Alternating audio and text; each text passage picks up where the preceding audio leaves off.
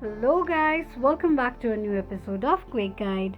Today in this video, I'm going to show you how you can download your Hatch application on your Android device.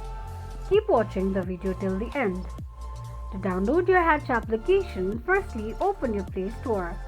On the search box at the top, type in Hatch and make a search. Click on Install button and download the application, but if the application isn't available on Google Play at your region, open your Google search. Type in Hatch app APK download and make a search. The search results will be displayed on the screen. Click on the first link shown on the page. Click on Download APK option. It will start the downloading process. While downloading the application, make sure that you are connected to a strong internet.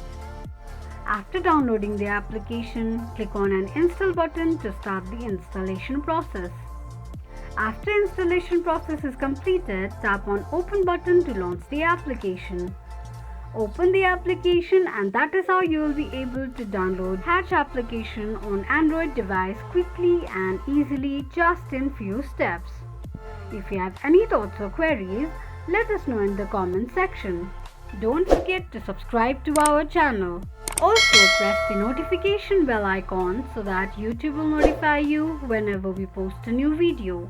Thank you so much for watching.